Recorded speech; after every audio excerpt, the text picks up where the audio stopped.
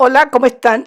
Bueno, yo les voy a dar la clase de síndrome geriátrico. Ustedes saben, yo soy Alicia Villalobos, soy profesora adjunta y soy docente ahí de la facultad y del departamento de enfermería. Así que vamos a hablar de síndrome geriátrico. Anteriormente habíamos visto la fragilidad y vieron bien en el gráfico, ¿no es cierto?, que a continuación les voy a mostrar en dónde está la fragilidad. En la parte superior del gráfico, ¿no es cierto?, podemos ver los denominados fenotipos del envejecimiento, que son sobre lo que nosotros trabajamos para mantener un envejecimiento saludable. Entre ellos, ¿no es cierto?, es la regulación homeostática, que es ahí donde se juega todo el envejecimiento en el equilibrio entre el medio interno y el medio externo, interno, ¿no es cierto?, de las células. Están todos los procesos neurodegenerativos, está la utilización de la energía y los cambios en la expresión corporal del organismo. Nosotros ahí hacemos la prevención fundamentalmente. Pero si eso se desregula y fundamentalmente, les recuerdo, ¿no es cierto?, si perdemos masa muscular y llegamos a sarcopenia, se produce la fragilidad.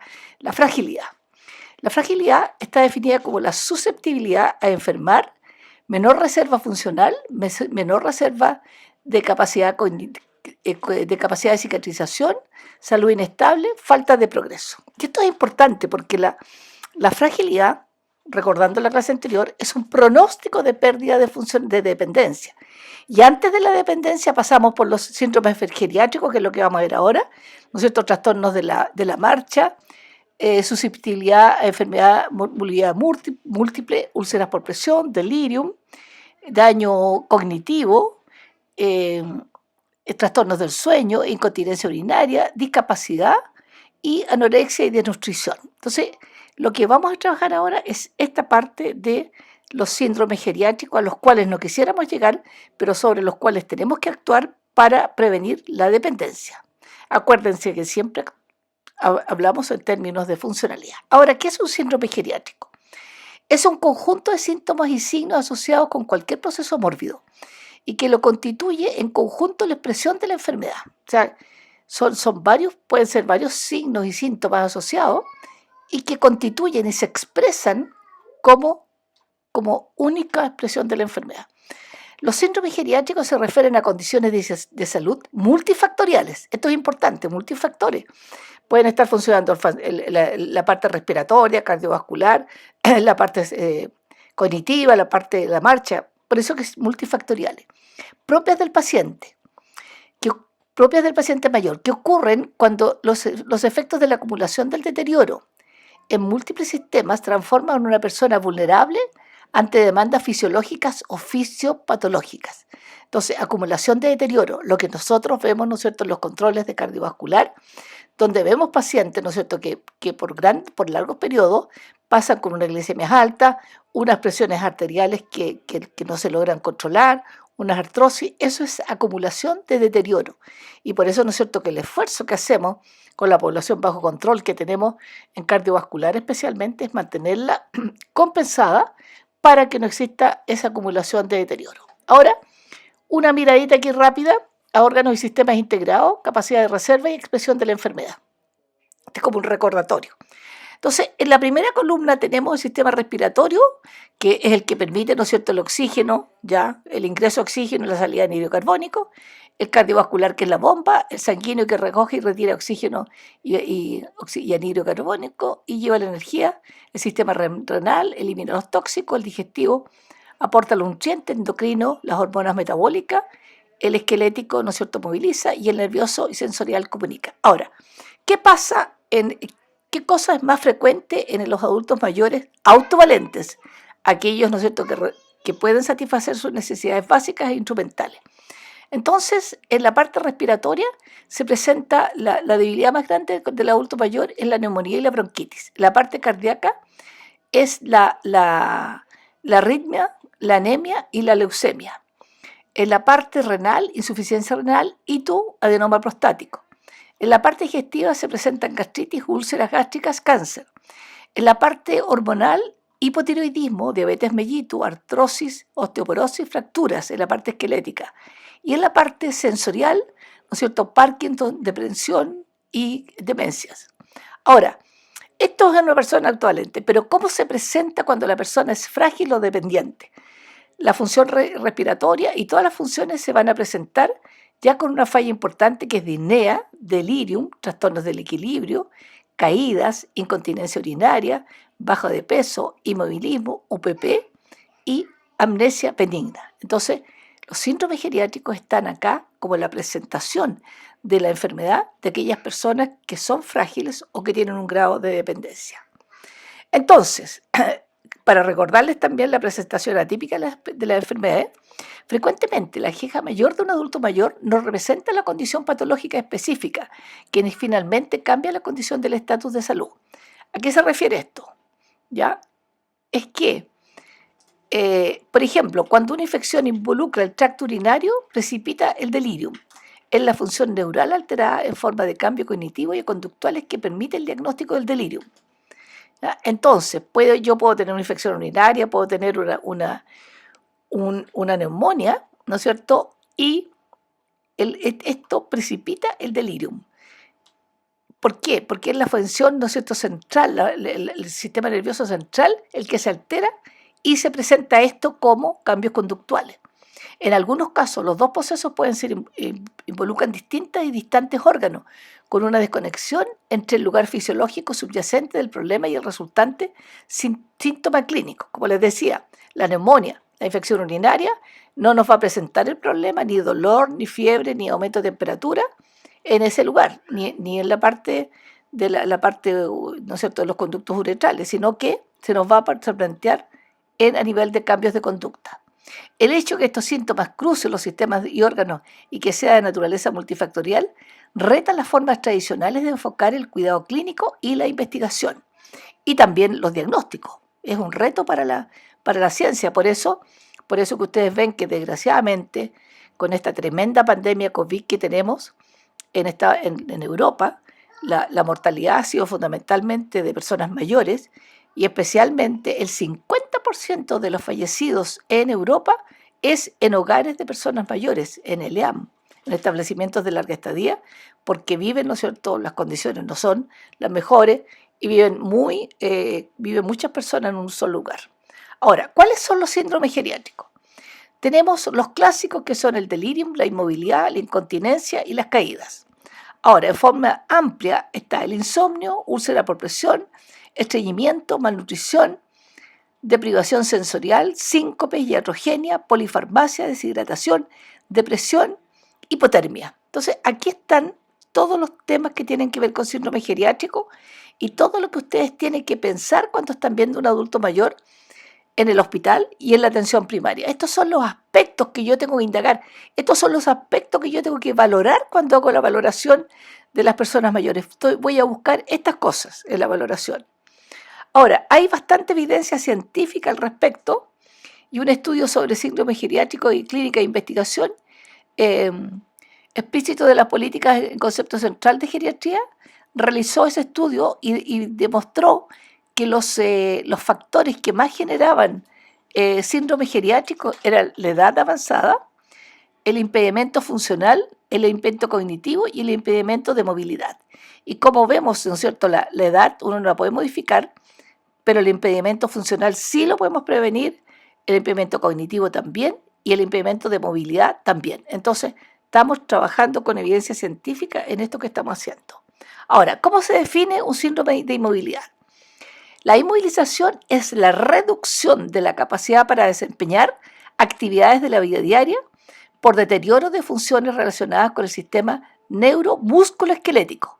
Entonces les recuerdo, ¿no es cierto?, que las actividades de la vida diaria, las básicas son levantarse, lavarte, deambular al interior de la casa, usar el WC, ser continentes, comer solo, ¿no es cierto?, son las actividades básicas de la vida diaria. Y entonces lo que se ve reducida son esas actividades cuando estoy con un síndrome geriátrico. Se le considera una vía común a través de la cual muchas enfermedades y trastornos de las personas mayores producen gran discapacidad. Lo que ya les había dicho, ¿no es cierto?, que si nosotros no ponemos freno a esto y no lo tratamos, la persona va a la dependencia. Ahora, ¿cuáles son la etiología del síndrome de inmovilidad? El dolor y la rigidez. El dolor es muy frecuente en el adulto mayor de todo tipo. Parálisis y paresias, debilidades generalizadas, alteración de los órganos de sentido, confusión, demencia y depresión, iatrogenia y miedo a caerse, incontinencia. El 80% de los casos, los factores que llevan a la inmovilidad son múltiples. Encontramos en solo un 20% de los casos una causa de inmovilidad. Lo más frecuente entonces en el 80% es que de estas que ya nombré existan varias al mismo tiempo y por eso, ¿no es cierto?, agravan aún mucho más la inmovilidad. Ahora, ¿cuáles son las consecuencias del síndrome de inmovilidad? Generales: debilidad, desnutrición, hipotermia, respiratoria, reagudación de EPOC, neumonias, cardiovasculares, trombosis venosas profundas, tromboembolía, pulmonar, hipotensión ortostática, digestivas, anorexia, estreñimiento, incontinencia fecal, urinarias, incontinencia urinaria, infección urinaria, retención urinaria, litiasis, locomotor, atrofia, contracturas, osteoporosis, piel, úlceras por presión, inestabilidad, caídas, miedo a caer, mentales, delirium, depresión, ansiedad, sociales, aislamiento, dependencia, institucionalización. Entonces, como ven, ¿no es cierto?, lo último que hemos puesto aquí, que la última medida que uno tiene para resolver el problema, la última es la institucionalización. Como vimos, ¿no es cierto?, el 50% de los que fallecieron por estar institucionalizados. Bueno, consecuencia a nivel socioeconómico: problemas familiares con los cuidadores, de las primeras causas de institucionalización, prolongada estancia hospitalaria, cuando un paciente frágil o que está con un síndrome geriátrico ya, seguro que va a estar muchos días en el hospital. Aumento, por supuesto, los costos a nivel psicológico, disminución de los ejercicios, disminuir las relaciones sociales, más días cama, aislamiento, soledad, depresión. A nivel médico, mayor morbimortalidad, infecciones, lesiones cutáneas, etc. Ahora vamos a pasar a una de los síndromes geriátricos, que es la incontinencia urinaria. La incontinencia urinaria fecal, así como la constipación, han sido clasificadas como un síndrome geriátrico, frecuentemente multifactorial, requiere evaluación específica para un diagnóstico adecuado y tratamiento específico. Depende además de la indemnidad del tracto urinario inferior, de una adecuada capacidad cognitiva, movilidad, motivación y coordinación fina de movimiento. Entonces está determinado, ¿no es cierto?, porque el tracto urinario inferior esté indemno, que la persona tenga una función cognitiva que le permita saber lo que está haciendo, que la persona tenga movilidad y que tenga motivación, ¿no es cierto?, y coordinación fina de movimientos, ¿ya? Ahora, ¿cómo se define? La incontinencia urinaria, que es la IU como abreviación, según la International Continence Society, es cualquier pérdida involuntaria de orina que ocasione un problema social o higiénico. Entonces, cualquier pérdida involuntaria de orina que ocasiona un problema social, por eso la persona se aísla, o higiénico. Esto no pone en peligro la vida del individuo, pero deteriora significativamente la calidad de vida de quien la padece, reduciendo su autoestima y perjudicando su autovalencia, ¿ya? Entonces esto, ¿no es cierto?, no es que no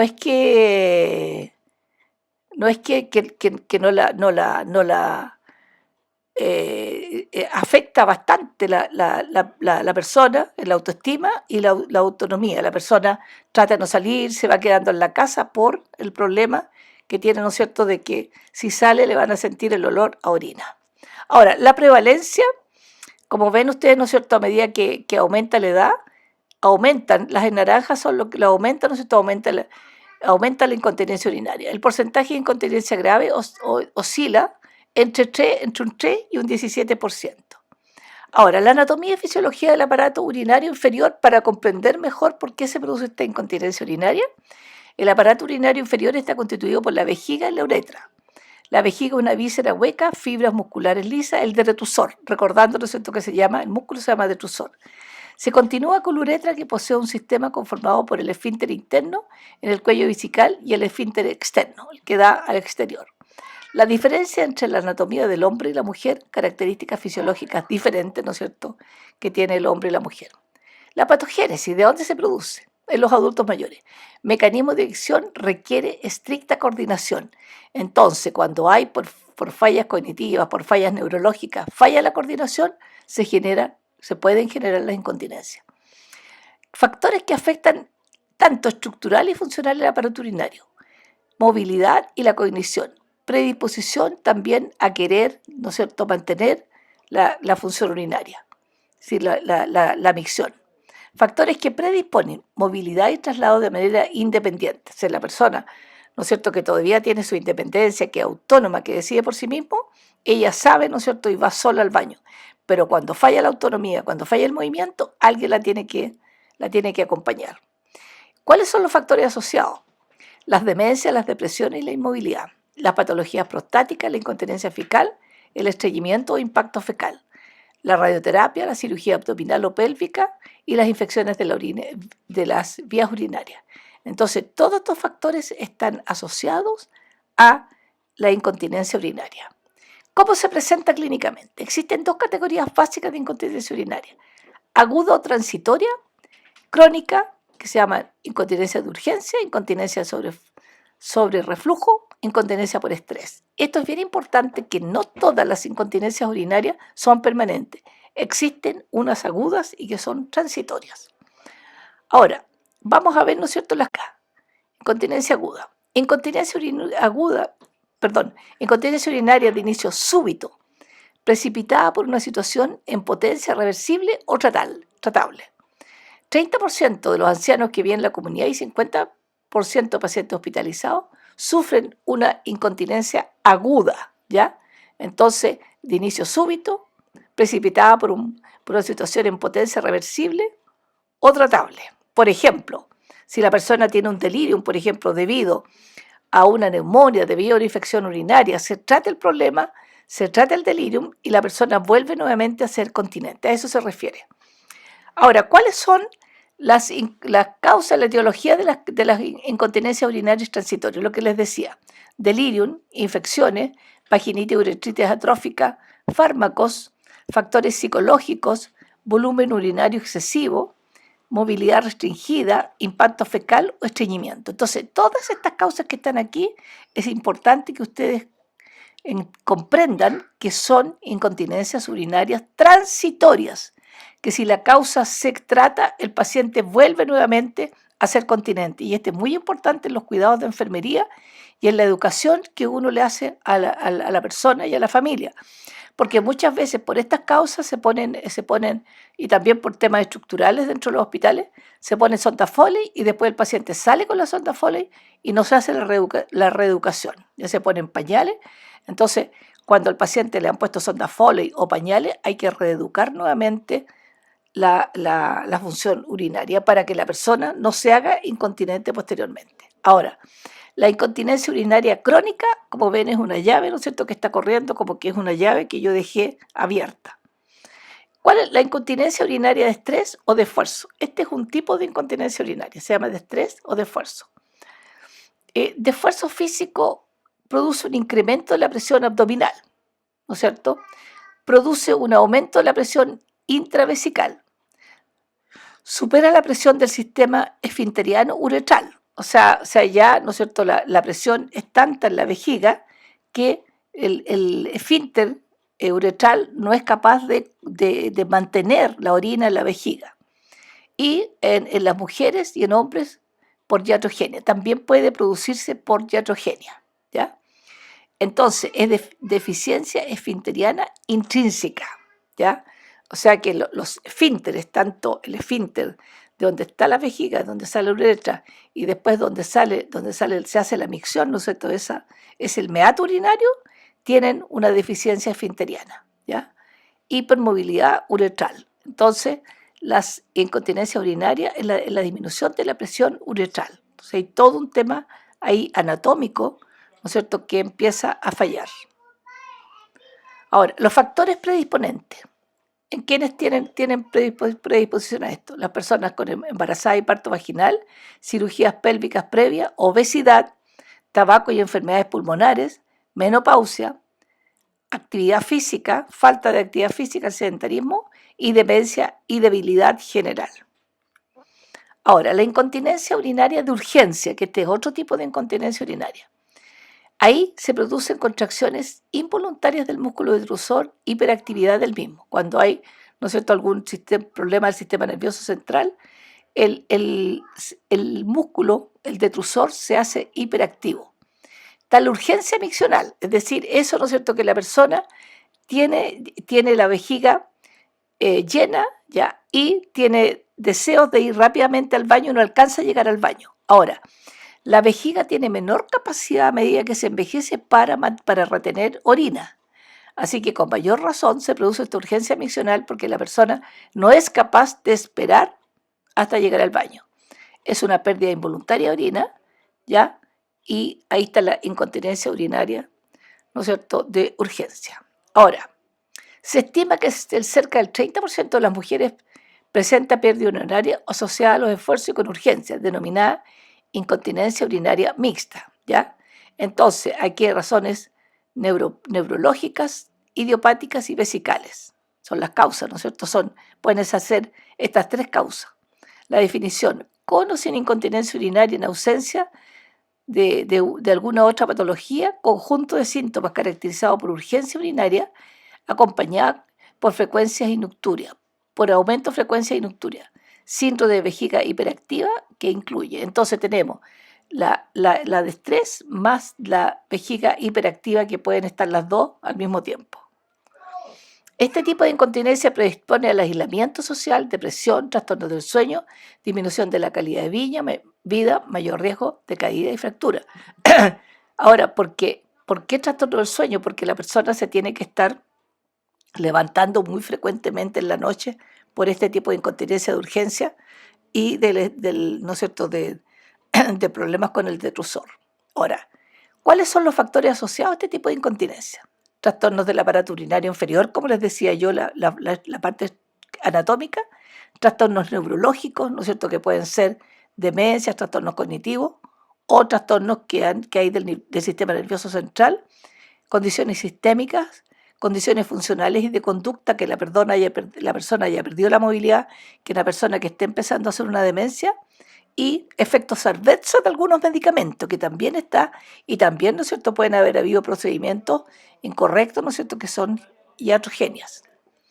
Ahora está la incontinencia urinaria por sobrereflujo, o rebosamiento. Yo lo que les decía, ¿no es cierto?, de que la vejiga tiene una capacidad menor para almacenar la orina. Entonces, cuando llega mucha cantidad de orina, empieza a salir por rebosamiento, por reflujo, por sobrereflujo la orina. Se aprecia en individuos sin deseo miccional, o sea, aquellas personas que, ¿no es cierto?, que han perdido como las ganas de ir a orinar, entonces no están conscientes de que la vejiga está llena, ¿no es cierto?, y empieza a salir la orina. Obstrucción vesical con dilatación, ¿ya? Síntomas son goteo, frecuencia, nicturia, intermitencia y debilidad del chorro urinario, ¿ya?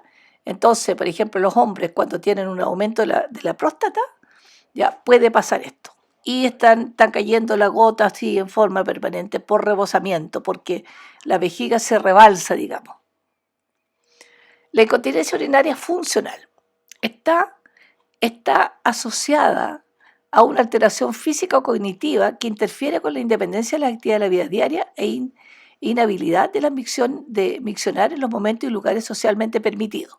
Entonces, aquí, ¿no es cierto?, ya estamos viendo una persona que no controla, ¿no es cierto?, que no se controla en su actividad social y que es una persona que ya tiene algún trastorno cognitivo importante.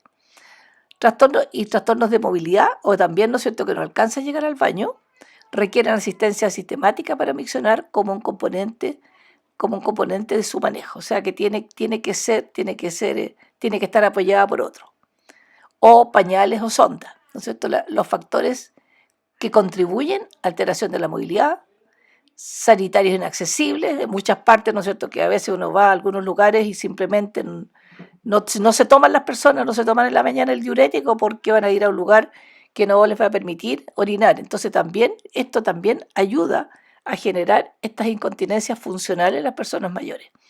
Deterioro cognitivo y trastornos psicológicos. Las depresiones profundas, también hacen que la persona no tenga interés de ir a orinar.